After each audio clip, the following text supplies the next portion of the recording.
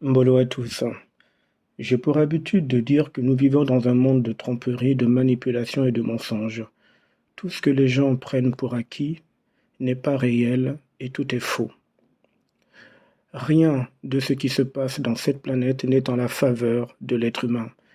Quand je parle de l'être humain, je parle de lui au-delà de la chair, puisque la chair est tirée de la terre. Or, la terre appartient à l'entité principale qui a fabriqué cette planète prison. Je parle donc ici de l'être humain dans son aspect énergétique, à savoir son âme et la puissance de son esprit.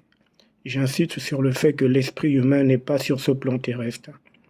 Parce que si l'esprit humain était dans cette planète, dans les corps carbone, en fait, il n'y aurait jamais eu personne qui serait enfermé ici par cycle de réincarnation, puisque l'esprit est une lumière. Une lumière selon les termes universels. Et comme toute lumière universelle, elle nous aurait forcément emmenés dans la sortie de cette planète prison depuis le jour premier où l'homme a été enfermé ici par manipulation. Dans un précédent enseignement, j'ai un tout petit peu parlé des signatures. Aujourd'hui, je vais aller un peu en profondeur pour vous révéler à quel point nous sommes totalement manipulés et trompés. J'avais déjà expliqué dans un autre enseignement que le cercle est la marque du démiurge. Lorsque les gens voient un cercle, j'en ai parlé un tout petit peu dans l'enseignement où je révélais le côté occulte de l'arc-en-ciel, qui est en fait une alliance. C'est une alliance qui est à l'avantage du démiurge puisqu'elle vient du démiurge. Le cercle ici est donc sa marque, c'est l'emblème de sa prison visuelle. Parce que à l'échelle de l'univers, il faut que les êtres qui se manifestent et qui veulent agir dans un environnement quelconque donnent l'information aux autres. Quitte à ce que l'information soit biaisée, trompée et manipulée, le but c'est que l'information passe quand même. Et c'est ce que le démiurge a fait. Il nous a donc montré à quel point nous sommes emprisonnés à travers la symbolique qui le représente, c'est-à-dire le cercle. Le cercle est une prison et c'est une alliance en même temps. Et l'arc-en-ciel, comme je l'ai dit dans un enseignement précédent, fait référence à cela. Une fois que j'ai dit ça, maintenant je vais vous parler un peu plus des signatures. Aujourd'hui, la signature est vue comme étant un simple contrat qu'un individu peut faire avec une banque ou un simple contrat qu'un individu peut faire avec une entreprise lorsqu'il veut travailler à l'intérieur. La signature également symbolise ici un simple contrat lorsqu'on veut acquérir un logement en location ou peu importe, ou quand on veut aller en vacances, ou même lorsqu'on a des documents à signer. La signature est donc très utile aujourd'hui. Sur le plan purement humain, encore une fois, cela se comprend.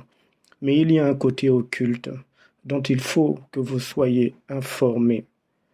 C'est un savoir que certains d'entre vous vont ressentir en termes de vibration, parce que vous le saviez déjà, mais cette information vous avait été masquée lorsque vous avez été enfermé dans cette planète prison. Pour d'autres, vous allez probablement découvrir à travers cet enseignement une réalité qui avait bien été occultée à l'échelle humaine.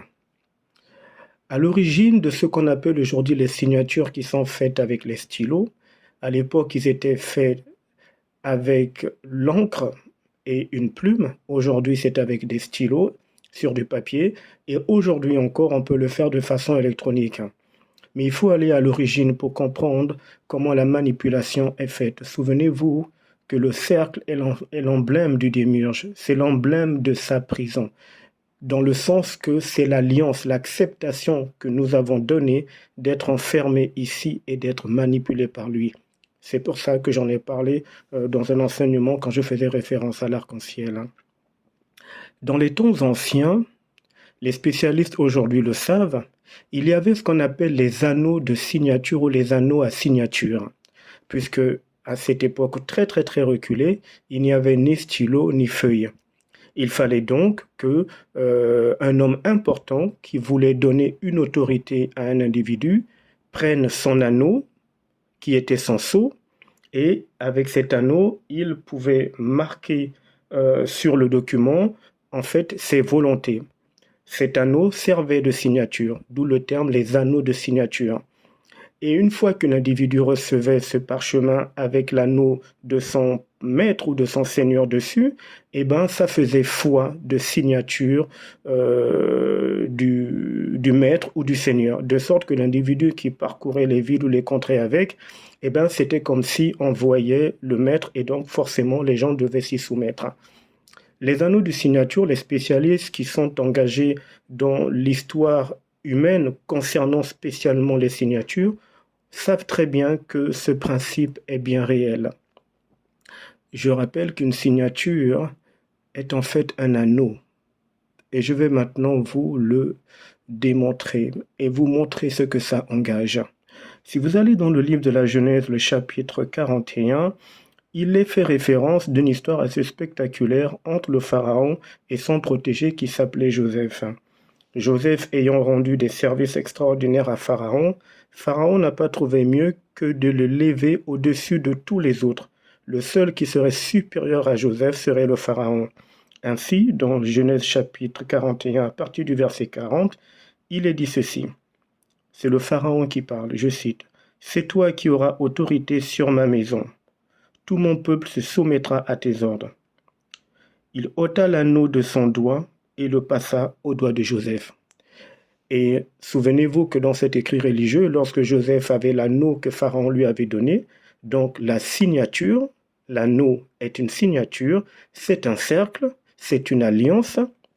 Eh bien, lorsque Joseph se rendait partout dans le pays d'Égypte, les gens reconnaissaient son autorité, les gens reconnaissaient qu'il n'y avait pas quelqu'un au-dessus de lui si ce n'est Pharaon.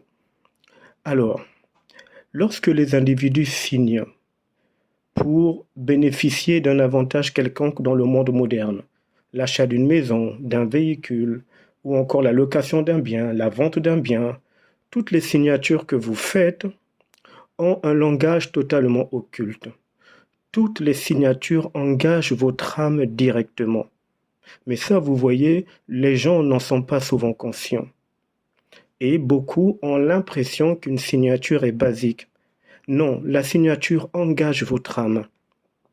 Elle vous engage auprès de celui qui a inventé ou fabriqué ce système, c'est-à-dire le démiurge, parce que bien évidemment, à l'échelle des univers, je rappelle ici que vous êtes des êtres vus au-delà des dieux. Vous n'avez donc pas besoin de signer quoi que ce soit. Et la lumière ne signe rien puisque vous êtes un être lumineux. Votre esprit est une lumière d'information pure, tellement pure qu'elle est capable de créer des mondes et de faire des œuvres extraordinaires, inimaginables pour le cerveau humain classique et le cerveau humain basique de cette planète. Tout cela ne peut se voir que par l'esprit. Donc vous voyez ici que la signature est en fait un anneau, un cercle dans lequel nous décidons d'enfermer notre âme pour le démiurge. Parce que c'est lui qui a besoin de notre âme, puisque notre âme est en fait une mémoire dont il a besoin pour pouvoir déclencher des émotions qui ne sont pas contrôlées afin de récupérer l'énergie humaine et de pouvoir recycler l'homme dans des réincarnations dans lesquelles l'homme ne s'en sortira jamais. Les signatures que vous voyez qui paraissent basiques, eh ben, vous avez remarqué déjà que dans l'existence courante, quelqu'un est capable de vous emmener en condamnation parce que vous aurez signé un document, que vous n'ayez pas eu le temps de lire les petits caractères en dessous du document qu'il vous fait signer, ça n'engagera que vous. Mais lui, il sait ce qu'il a écrit dans les petits caractères que vous n'avez pas eu le temps de lire. Une fois que vous avez signé le document, vous êtes lié à cet individu ou à cet organisme. Et je rappelle ici qu'une signature, un anneau, un cercle vous engage. C'est un contrat. Par conséquent, l'individu avec qui vous signez l'accord ou l'entreprise avec qui vous signez l'accord ou la banque avec qui vous signez l'accord, eh ben vous êtes lié à cette banque ou à cette entreprise. Ce qui fait que si vous ne respectez pas vos engagements, eh bien l'entreprise ou la banque aura le droit de vous porter plainte et vous aurez de sérieux ennuis parce que la signature représente votre engagement. Ça représente votre personne, entre griffes. Sauf que quand vous signez les documents, Vous faites en fait une double signature. Et c'est là où l'affaire est occulte et pernicieuse. Vous signez un document papier qui engage votre entité charnelle, votre corps charnel et votre entité dite morale pour la société, mais de façon occulte, quand vous apposez votre signature, vous signez également un contrat d'âme que vous offrez au démiurge. Et bien évidemment, le démiurge récupère ce contrat en question et il le garde. Il s'en servira lors de la décorporation pour ramener votre âme à lui, afin qu'il puisse vous recycler par manipulation. Donc comprenez que lorsque vous signez un document, vous le signez deux fois. Le côté visible, c'est ce que vous signez avec votre main sur un papier. Le côté invisible, c'est l'âme qui signe en même temps. Parce que quand vous signez, vous désirez signer. Sinon, vous ne seriez pas allé voir le banquier pour émettre ce besoin d'argent ou d'acquérir un véhicule. Or, tout besoin est un désir. Et donc, ça engage l'âme. Est-ce que vous voyez là où c'est pernicieux? À partir du moment où un désir naît dans l'âme, le désir en question vient automatiquement des influences astrales d'entités qui elles-mêmes travaillent pour le démiurge. Par conséquent, ça engage votre âme. C'est pour ça que tout contrat que vous signez engage votre âme. Votre âme est ainsi transférée dans des contrats, dans des anneaux, dans des cercles qui appartiennent au démiurge. Appelez-le si vous voulez Samaël, Saklas, Yaldabot, ou comme il est très connu dans un autre nom, Dieu. Il n'a jamais été Dieu, il ne le sera jamais. Parce qu'il n'a jamais été plus puissant que vous et il n'a jamais pu créer quoi que ce soit. C'est une manipulation qui commence à tomber et que les initiés ont découvert. Donc, chaque contrat que vous faites est à double tranchant et vous signez toujours deux fois. Maintenant, regardez le nombre de contrats qu'un individu peut signer durant son existence terrestre. Lorsqu'il commence à travailler parce qu'il a 18 ans ou 20 ans, peu importe, il signe son premier contrat de travail, n'étant pas conscient de l'engagement qu'il prend, pas seulement pour l'entreprise, mais à l'échelle invisible. Il n'est pas conscient que son âme est rentrée dans un cercle, dans un anneau qui appartient au démiurge. Il a l'impression qu'il est donc au contrôle de tout. Le même individu, quelques mois plus tard, va aller signer pour un prêt bancaire pour obtenir un véhicule. Il va aller signer pour un autre prêt pour son logement. Il ira encore signer pour un autre prêt afin de meubler son appartement ou sa maison. Il va signer par la suite plus tard un autre engagement en ce qui concerne le mariage. En fait, l'existence humaine est faite de contrats qui, au premier abord, paraissent innocents, mais engagent à chaque fois l'âme et enferme l'âme dans plusieurs anneaux. Des anneaux qui pour l'instant sont invisibles, mais qui lors de la décorporation, comme tout contrat, eh bien le démiurge ainsi que les entités qui travaillent pour lui viendront vous demander des comptes et vous obligeront par manipulation à respecter le contrat parce que vous aurez donné votre âme sans même vous en rendre compte. Donc quand les gens disent que je n'ai jamais vendu mon âme au diable, oui, de façon religieuse peut-être, ou de façon traditionnelle, ou peu importe ce que vous voulez, vous ne l'avez jamais peut-être fait selon vous, mais vous avez donné votre âme autrement. Ça revient au même, il s'agit de votre âme. Mais ça, vous voyez, vous ne vous en rendez pas compte. Donc il est important de se désolidariser de façon électrique de ce contrat occulte que vous faites lorsque vous signez un document quelconque. C'est important en effet de dire que je me désolidarise énergétiquement de ce qui peut être fait contre moi à travers cette signature. Et de toutes les façons, ce n'est pas moi qui signe, ce n'est que cet avatar. Parce qu'encore une fois, vous n'êtes pas le corps que vous pensiez être ou que vous pensez être, puisque vous avez eu plusieurs cycles de réincarnation. Vous avez eu plusieurs corps. À chaque fois, votre conscience et votre âme sont transférées dans des corps différents. Donc, par conséquent, ce corps que vous pensiez être le vôtre n'est même pas le vôtre également. Ce n'est qu'un avatar. Ce n'est qu'un véhicule de transport terrestre, comme je l'appelle, qui permet aux entités de vouloir tout faire pour vous contrôler. Parce que ce corps, ce véhicule de transport terrestre appartient au démiurge, puisque c'est ce corps qu'il a tiré de la terre. Vous voyez qu'ici, une simple signature, du moins qui paraît simple, cache en fait un langage occulte. Et c'est ainsi dans plusieurs aspects de l'existence humaine. Tout ce que vous pensez normal dans cette planète a en fait une signification occulte.